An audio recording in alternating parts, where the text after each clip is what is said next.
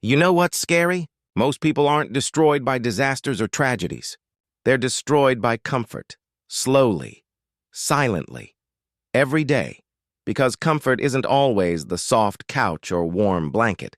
It's the little habits that whisper, "You're fine," when you're actually falling behind. Let's talk about those comfort habits that are quietly turning you into a victim. You see, life doesn't usually flip upside down overnight. It fades. Your energy fades, your discipline fades, your confidence fades, and the worst part? You don't even notice it happening. You tell yourself you're just resting. You say you'll get serious soon. You call it self-care. But deep down, you know it's avoidance. You know you're hiding from life under the blanket of comfort. And every day you repeat those little patterns, you give up a little more power. So let's pull back the curtain and expose 4 comfort habits that are quietly stealing your edge and turning you into a victim of your own life. Comfort habit 1, the endless break. You tell yourself you'll take a short break. Maybe scroll a little, watch a quick video, relax for 10 minutes. Then hours disappear. You're not resting anymore. You're escaping. Your brain loves this because it feels safe. No pressure, no failure, no effort. But here's the trap.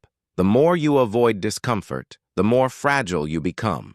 Soon, even simple challenges feel overwhelming. That assignment, that workout, that conversation, it all feels like too much. And then, you start creating excuses that sound wise. I'm just waiting for motivation. I don't want to burn out. I'll start when I'm ready. No, you won't. You'll start when you stop letting comfort win. Because rest is recovery. But comfort is paralysis. Comfort habit 2, the victim loop, this one's subtle. It sounds like self-awareness, but it's really self-pity in disguise.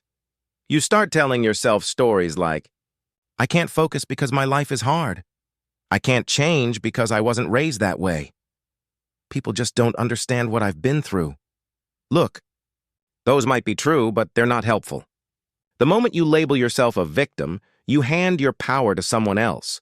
You start believing that your situation defines you instead of your choices. And the scary part? The world will agree with your excuses. People will nod and say, yeah, you've been through a lot. Take it easy. And boom, you're trapped. Because validation feels good, but it kills growth. The truth? Nobody's coming to save you. And that's not bad news, it's freedom. Because it means you can save yourself. Comfort habit. 3. Seeking constant validation, you post your achievements online. You check for likes, comments, attention. You tell yourself it's just sharing your journey, but you know it's more than that. You crave reassurance, and when it doesn't come, you feel empty, unseen, maybe even unworthy. This is the trap of external validation. It keeps you chasing approval instead of progress. You start performing instead of living.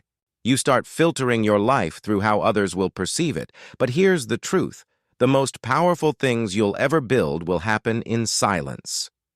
When no one's watching, when no one's clapping, that's where real confidence grows. In the dark, when it's just you versus your excuses. So stop living for likes. Start living for respect, the kind that comes from following through when nobody's around.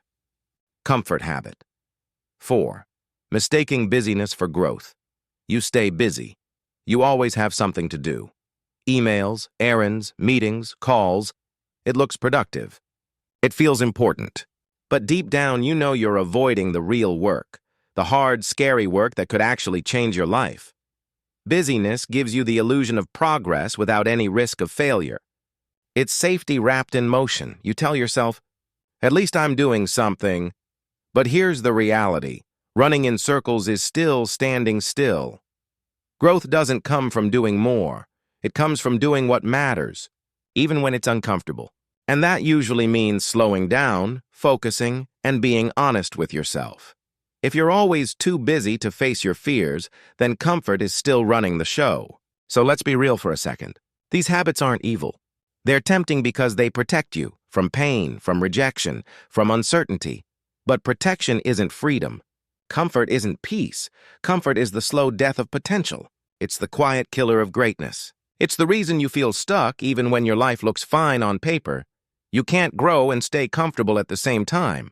One of them has to go, so ask yourself, which will it be? Will you keep choosing easy, predictable comfort? Or will you finally choose the discomfort that builds character, strength, and self-respect? Because no one gets stronger by avoiding the gym. No one gets confident by avoiding fear.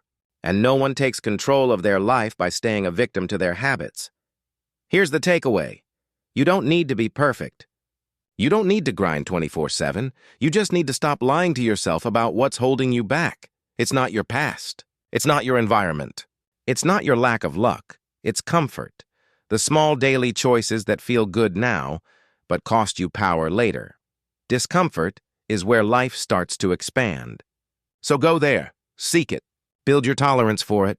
Because the more comfortable you are being uncomfortable, the freer you become. If this hit you hard, good. That means it's true.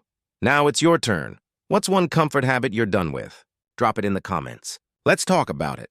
And if this message woke something up inside you, hit like, share this video, and subscribe.